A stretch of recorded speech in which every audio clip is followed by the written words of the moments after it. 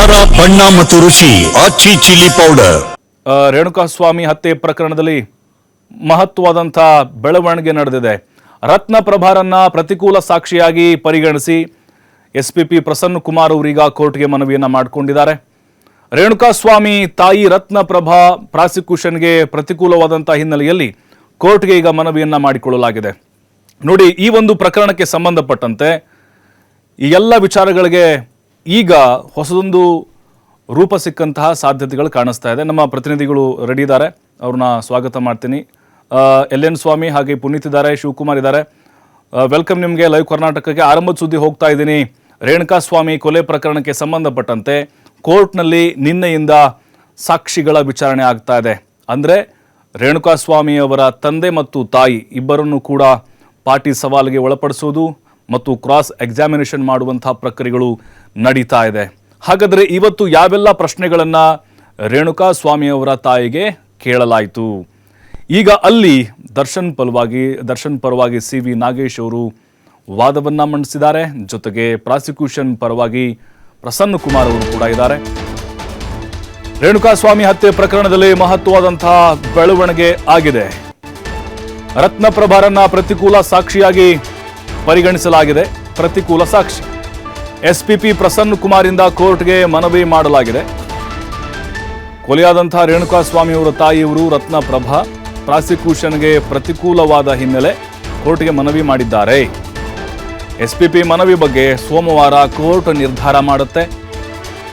ರೇಣುಕಾಸ್ವಾಮಿ ಹತ್ಯೆ ಪ್ರಕರಣದಲ್ಲಿ ಆಗಿರುವಂತಹ ಮಹತ್ವದ ಬೆಳವಣಿಗೆ ಇದು. ಪ್ರತಿಕೂಲ ಸಾಕ್ಷಿ ಅಂದ್ರೆ ಅಲ್ಲೊಂದು ಹೇಳಿರ್ತಾರೆ, ಇಲ್ಲೊಂದು ಹೇಳಿರ್ತಾರೆ.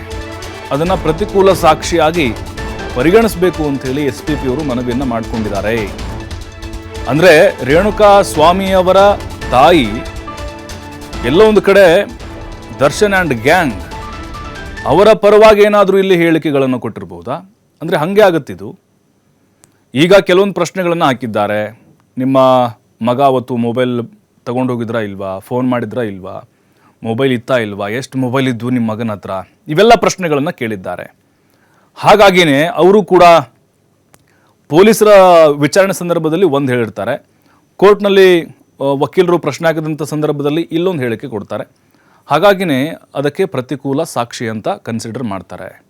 ಇದನ್ನು ಸೋಮವಾರ ನಿರ್ಧಾರ ಮಾಡಲಾಗುತ್ತೆ ಅಂತ ನ್ಯಾಯಾಧೀಶರು ಕೂಡ ಹೇಳಿದ್ದಾರೆ.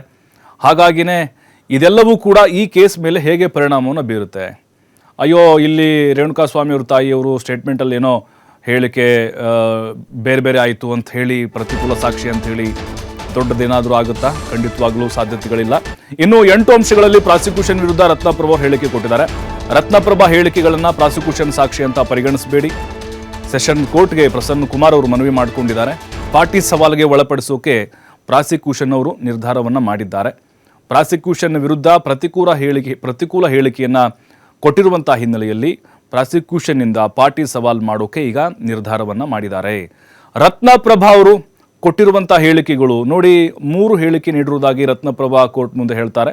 ಶವ ತನಿಖಾ ಸಂದರ್ಭದಲ್ಲಿ ಪೊಲೀಸರು ಕಮಿಷನರ್ ಮುಂದೆ ಹೇಳಿಕೆಯನ್ನು ಕೊಟ್ಟಿದ್ರು. ಆದರೆ ರತ್ನಪ್ರಭಾ ಪೊಲೀಸರ ಮುಂದೆ ಮಾತ್ರ ಹೇಳಿಕೆ ನೀಡಿರೋದು. ಮಗನ ಮೊಬೈಲ್ ಗೊತ್ತಿಲ್ಲ ಅಂತ ಕೋರ್ಟ್ನಲ್ಲಿ ಹೇಳಿಕೆಯನ್ನು ಕೊಟ್ಟಿದ್ದಾರೆ. ಆದರೆ ಪೊಲೀಸರ ಮುಂದೆ ಇದೇ ಮೊಬೈಲ್ ಇತ್ತು ಅಂತ ಹೇಳಿಕೆಯನ್ನು ಕೊಟ್ಟಿದ್ರು. ಹಾಗಾಗಿ ಈಗ ಇದೆಲ್ಲ ಒಂದು ಕಡೆ ಪ್ರಾಸಿಕ್ಯೂಷನ್ಗೂ ಕೂಡ ತಲೆಬಿಸಿಯನ್ನು ಉಂಟು ಮಾಡಬಹುದು. ಮತ್ತಷ್ಟು ಮಾಹಿತಿ ನಮ್ಮ ಪ್ರತಿನಿಧಿ ಸಂತೋಷ್ ನೀಡ್ತಾರೆ. ಸಂತೋಷ್, ಈಗ ಪಾಟಿ ಸವಾಲಾಯಿತು, ಕ್ರಾಸ್ ಎಕ್ಸಾಮಿನೇಷನ್ ಕೂಡ ನಡೀತಾ ಇದೆ. ಆದ್ರೆ ಈಗ ಪ್ರತಿಕೂಲ ಸಾಕ್ಷಿ ಅಂತ ಪರಿಗಣನೆ ಮಾಡಬೇಡಿ ಅಂತ ಹೇಳ್ತಿದ್ದಾರೆ. ಹಾಗಾಗಿ ರೇಣುಕಾಸ್ವಾಮಿ ಅವರ ಪೋಷಕರ ವಿಚಾರಣೆ ಇಡೀ ದರ್ಶನ್ ಕೇಸ್ಗೆ ತಿರುವು ಕೊಡುತ್ತೆ ಅಂತ ಕನ್ಸಿಡರ್ ಮಾಡ್ಬೋದಾ? ಇಲ್ಲ ಅಂಥದ್ದೇನು ಮೇಜರ್ ಆಗುವುದಿಲ್ಲ ಅಂತ ಅನ್ಕೊಳ್ಬೋದಾ? ಖಂಡಿತ ಪ್ರಭು, ಅದನ್ನ ಈಗಲೇ ನಿರ್ಧಾರ ಮಾಡಕ್ಕಾಗೋದಿಲ್ಲ. ಯಾಕಂತಂದ್ರೆ ಈಗಷ್ಟೇ ಪಾರ್ಟಿ ಸವಾಲನ್ನು ಮಾಡಿರೋ ಹಿನ್ನೆಲೆ ಅವ್ರು ಕೊಟ್ಟಿರುವಂತ ಸ್ಟೇಟ್ಮೆಂಟ್ ಗಳಲ್ಲಿ ಎಷ್ಟು ಮಟ್ಟಿಗೆ ಅವರು ಅದರಿಂದ ಕನ್ಫ್ಯೂಸ್ ಆಗಿದ್ದಾರೆ, ಗೊಂದಲಕ್ಕೀಡಾಗ ಆ ರೀತಿಯಾಗಿ ಹೇಳಿಕೆಗಳನ್ನು ಕೊಟ್ಟಿದ್ದಾರ, ಏನೇನು ಮಾಹಿತಿಗಳನ್ನು ಕೂಡ ನೋಡ್ಬೇಕಾಗುತ್ತೆ. ಅದ್ರ ಜೊತೆಗೆ ಎಸ್ಪಿಪಿ ಅವರು ಕೂಡ ಇವ್ರನ್ನ ಪಾರ್ಟಿ ಸವಾಲ್ಗೆ ಅವಕಾಶವನ್ನ ಮಾಡ್ಕೊಡ್ಬೇಕು ಅಂತ ಕೇಳಿರುವಂತದ್ದು. ಮತ್ತೆ ಇವರು ಅವ್ರನ್ನ ಪಾರ್ಟಿ ಸವಾಲ್ ಮಾಡಿ ಎನ್ಕ್ವೈರಿ ಮಾಡದಂತ ಸಂದರ್ಭದಲ್ಲಿ, ಇಲ್ಲ ಕ್ರಾಸ್ ಎಕ್ಸಾಮಿನೇಷನ್ ಮಾಡದಂತ ಸಂದರ್ಭದಲ್ಲಿ ಏನು ಸ್ಟೇಟ್ಮೆಂಟ್ ಗಳು ಕೊಡ್ತಾರೆ ಅನ್ನೋ ಕಾಯ್ದು ನೋಡ್ಬೇಕಾಗುತ್ತೆ. ಅದ್ರ ಮೇಲೆ ಇಡೀ ಪ್ರಕರಣದ ನಿಂತಿರುವಂತದ್ದು. ಆದ್ರೆ ಪೊಲೀಸರು ತನಿಖಾ ವೇಳೆಯಲ್ಲಿ ನೀಡಿದಂತ ಹೇಳಿಕೆ ಇರ್ಬೋದು, ಈಗ ನೀಡಿರುವಂತ ಹೇಳಿಕೆ ಅನ್ನೋದು ಒಂದಿಷ್ಟು ಭಿನ್ನಾಭಿಪ್ರಾಯಗಳು ಇರುವ ಹಿನ್ನೆಲೆಯಲ್ಲಿ ಸೊ ಇಡೀ ಪ್ರಕರಣಕ್ಕೆ ದೊಡ್ಡ ಮಹತ್ವದ ತಿರುವು ತಿಳ್ಕೊಂಡಿದೆ. ಹೀಗಾಗಿ SPP ಅವರು ಆ ಹೇಳಿಕೆಗಳನ್ನ ಹಾಸ್ಟೆಲ್ ವಿಟ್ನೆಸ್ ಆಗಿ ನೀವು ಅದನ್ನ ಪರಿಗಣನೆ ಮಾಡಬೇಕು ಅಂತ ಮನವಿಯನ್ನ ಮಾಡ್ಕೊಂಡಿದ್ರೆ. ಆದ್ರೆ ನ್ಯಾಯಾಲಯ ಯಾವ ರೀತಿಯಾಗಿ ಅದನ್ನ ಪರಿಗಣನೆಗೆ ತೆಗೆದುಕೊಳ್ಳುತ್ತೆ ಅನ್ನೋದನ್ನ ಕಾಯ್ದು ನೋಡ್ಬೇಕಾಗತ್ತೆ. ಸದ್ಯ ಇನ್ನು A1 A2 ಪರ ವಕೀಲರಷ್ಟೇ ಅವ್ರನ್ನ ಕ್ರಾಸ್ ಮಾಡಿರುವಂತದ್ದು. ಉಳಿದಂತೆ ಮಿಕ್ಕಿದಂತೆ ಯಾವಾಗ ಕ್ರಾಸ್ ಮಾಡ್ತಾರೆ, ಎಕ್ಸಾಮಿನೇಷನ್ ಅನ್ನ ಮಾಡ್ತಾರೆ ಅನ್ನೋದನ್ನ ನಾವು ಕಾಯ್ದು ನೋಡ್ಬೇಕಾಗತ್ತೆ. ಪ್ರಭು, ಥ್ಯಾಂಕ್ ಯು ಸಂತೋಷ್ ತಮ್ಮೆಲ್ಲ ಮಾಹಿತಿಗಾಗಿ. ಈಗ ನಿರ್ಧಾರ ಮಾಡೋಕ್ಕಾಗೋದಿಲ್ಲ. ರೇಣುಕಾಸ್ವಾಮಿ ಅವರ ತಾಯಿಯವರು ಏನೇ ಹೇಳಿಬಿಟ್ರು ಅದು ಪ್ರತಿಕೂಲ ಸಾಕ್ಷಿ ಆಯಿತು ಅಂಥೇಳಿ. ಅಲ್ಲಿ ಇನ್ನೂ 200ಕ್ಕಿಂತ ಹೆಚ್ಚು ಸಾಕ್ಷಿಗಳಿದ್ದಾವೆ, ಟೆಕ್ನಿಕಲ್ ಎವಿಡೆನ್ಸ್ ಇದ್ದಾವೆ, ಜೊತೆಗೆ CDR ಇದೆ ಮತ್ತು ಪ್ರತ್ಯಕ್ಷ ಸಾಕ್ಷಿಗಳಿದ್ದಾವೆ. ಹಾಗಾಗಿನೇ ಈಗ ಸಹಜವಾಗಿ ಅವರು ಮರೆತಿರಬಹುದು ಅಥವಾ ಯಾಕೆ ಆ ಥರದ ಹೇಳಿಕೆಗಳನ್ನು ಕೊಡ್ತಾ ಇದ್ದಾರೆ ಎಲ್ಲವನ್ನೂ ಕೂಡ ಪೊಲೀಸರ ಮುಂದೆ ಹೇಳ್ದಂಗೆ ಕೋರ್ಟ್ನಲ್ಲಿ ಹೇಳಿದರೆ ಅದು ಪ್ರತಿಕೂಲ ಸಾಕ್ಷಿ ಆಗೋದಿಲ್ಲ. ಆದರೆ ಇಲ್ಲಿ ಮತ್ತೆ ಪಾಟಿ ಸವಾಲನ್ನು ಕೂಡ ಹಾಕಲಾಗುತ್ತೆ.